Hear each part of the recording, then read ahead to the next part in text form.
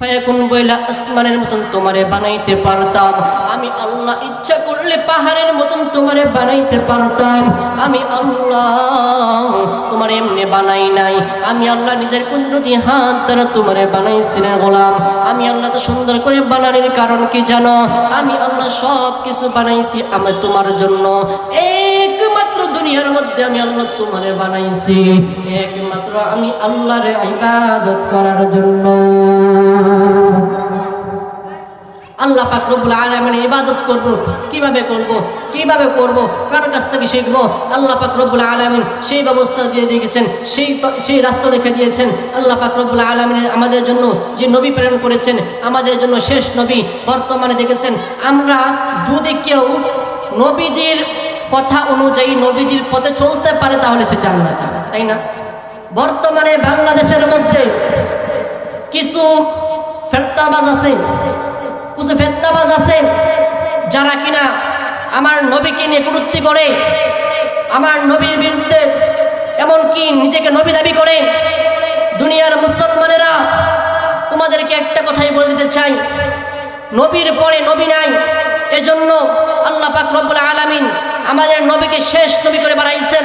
এমনকি পর্যন্ত ঈসা আল্লাহর আশেক, মুসা আল্লাহর আশেক, সব নবীগুলা আমার আল্লাহর আশেক। কিন্তু আমার নবী রাহমাতুল লিল আলামিনের আশেক আমার আল্লাহ।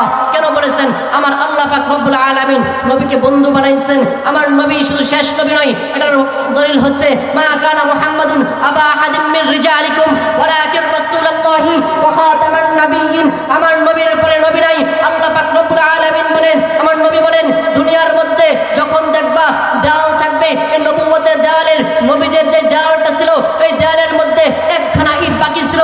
ওই ইটটা আমার আল্লাহ পাক রব্বুল আলামিন আমি রাহমাতুল লিল আলামিন আসার পরে আমার আল্লাহ পাক রব্বুল আলামিন সেই নবুয়তের দরজাটা বন্ধ করে দিয়েছেন। সেজন্য বলি মুসলমান ভাইরা আমার, বাংলাদেশের মধ্যে দেখা যায় কিছু ফিতনাবাজ, কিছু জালিমের বাচ্চা আছে যারা কিনা অল্প একটু লেখাপড়া পাস, তিনবার মেট্রিক পরীক্ষায় ফেল করে ওরা নিজেকে নবী দাবি করে, আছে কি নাই?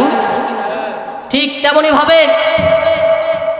দুনিয়ার মধ্যে এখনো পর্যন্ত যত আলেম উলামা চলে গেছেন, আল্লামা আহমদ শফী রহমতুল্লাহ আলাইহি চলে গেছেন, আল্লামা জুনাইদ বাবুরুগি রহমতুল্লাহ আলাইহি চলে গেছেন, আল্লামা নূর হোসেন কাসিমি রহমতুল্লাহ আলাইহি চলে গেছেন, ফখরে বারিন্দাল তাজুল ইসলাম রহমতুল্লাহ আলাইহি চলে গেছেন, চরমুনায় পীর শাহ হুজুর চলে গেছেন।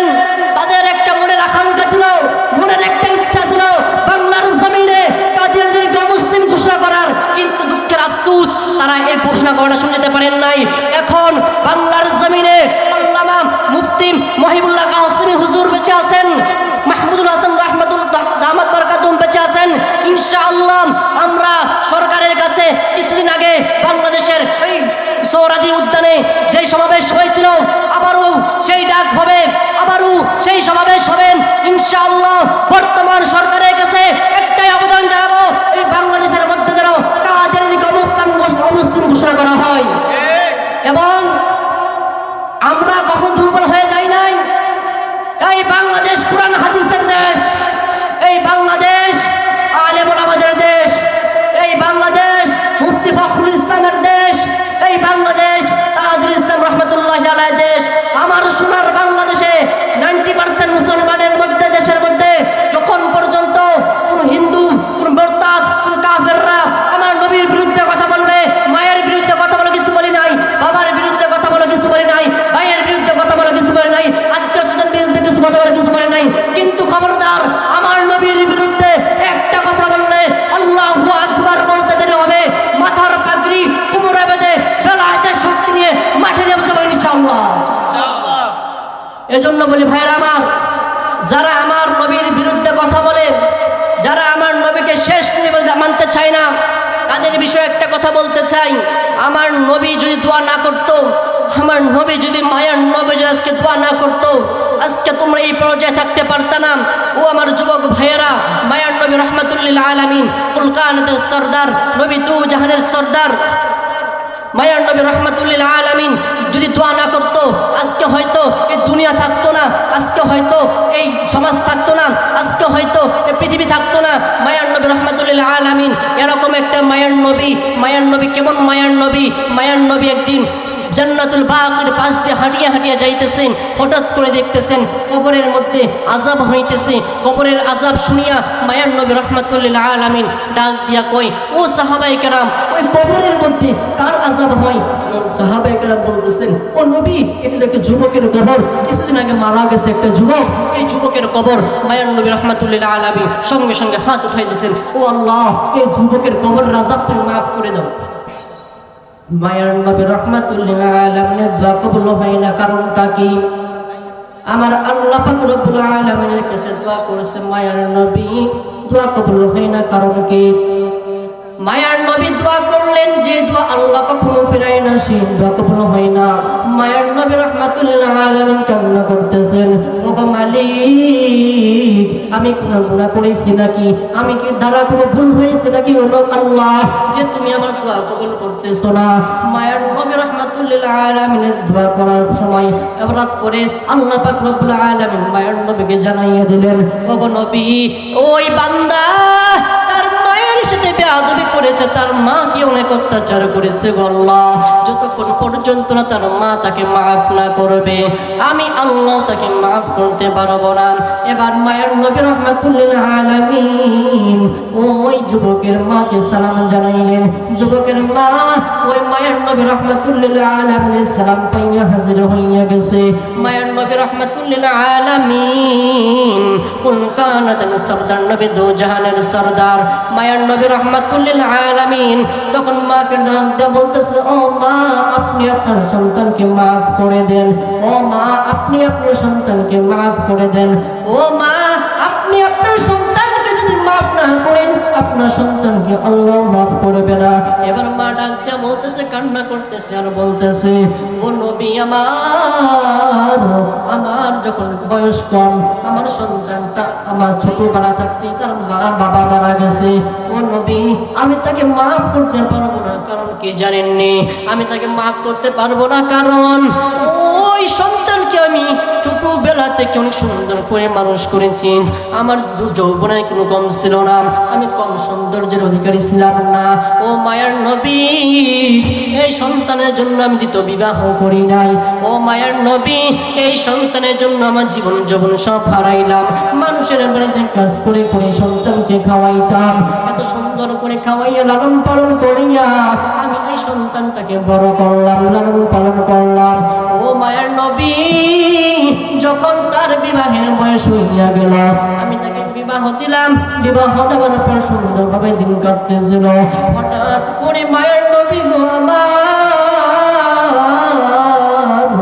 এই সন্তানের জন্য আমি মা না খাইয়ে সন্তানকে খাওয়াইতাম। আমি মা ঈদের সময় কত ঈদ গেছে, আমি মা নতুন জামা পরি নাই, ওই সন্তানকে নতুন জামা পরাইতাম। তার বাবা নাই, তার বাবার কষ্ট বুঝতে দেই নাই। ও নবী, এত কষ্ট করি মানুষ করার পর বিবির কথা শুনিয়া ওই সন্তান আমাকে একদিন না, 2 দিন না, বহুদিন আমার মায়ের গাইলে হাত তুলে এই সন্তান বহুদিন আমার মাকে আঘাত করেছে গো নবী। আমি এই সন্তানকে মাফ করতে পারবো না। ও মায়ের নবী, আমি এই সন্তানকে মাফ করতে পারবো না। আল্লাহ পাক রব্বুল আলামিন তদ্গতির নজরে তাকাইয়া দেখতেছেন। মায়ের নবী রাহমাতুল্লিল আলামিন ডাক দিয়া বলে, ও আল্লাহ, তুমি আমাকে যেরকম ভাবে এই কবরের আযাব দেখাইতেছো, ওই মাটাকেও তুমি সেরকম ভাবে কবরের আযাবটা কুদরতি নজর দিয়ে দেখাইয়া দাও। মায়ার নবী রাহমাতুল্লিল আলামিনের কথা শুনিয়া, মায়ার নবী রাহমাতুল্লিল আলামিনের কথা শুনিয়া আল্লাহ পাক রব্বুল আলামিন সাথে সাথে দোয়া কবুল করে নিলেন। ওই মায়ের চক্ষু দিয়া, অন্তর চক্ষু দিয়া সন্তানের কবরের আযাবটা দেখাইয়া দিলেন। মা সহ্য করতে না পারিয়া একটা চিৎকার মারিয়া বলে, নবী আমার সন্তানের কবরের আযাব বন্ধ করে দেন, বন্ধ করে দেন। মা যতই কষ্ট হোক না কেন, মাকে যতই কষ্ট দেখ না কেন, সন্তানের আযাব সহ্য করতে পারবে না, সন্তানের কষ্ট নিজের চোখে দেখতে পারবে না। সাথে সাথে আমার আল্লাহ দোয়া কবুল করে নিলেন, সাথে সাথে কবরের আযাব বন্ধ হয়ে গেল। ও প্রাণের ভাইয়েরা আমার, ও আমার পান্তরের মা বোনেরা, যারা আমার নবীকে চিনতে পারো নাই, যারা আমার নবীকে এখনো পর্যন্ত চিনতে পারো নাই, নবীর সাথে চির জান্নাতে যাইতে পারবা না। ও আমার যুবক ভাইয়েরা, তোমাদেরকে একটা আবদার করে যাকে যাই, চলে যাবে, তারপর নবীকে কষ্ট দেবা না, জীবন কখনো দাড়ির মধ্যে হাত লাগাইবা না। আমার মায়ার নবীকে যদি খুশি করাইতে পারো, তাহলে আমার আল্লাহকে খুশি করাইতে পারবা। আলহামদুলিল্লাহ, অল্প কথা বললাম। আল্লাহ পাক রব্বুল আলামিন যেন আমাদেরকে সকলকে উক্ত কথার উপর আমল করার তৌফিক দান করুক। এবং আজকে যে মাহফিলটা, এই মাহফিলের জন্য আমরা মাহফিলের জন্য যারা এখন এদিক সেদিক ঘোরাফেরা করতেছি, মেহেরবানি করে আমরা সকলে মাহফিলে আসতেছি।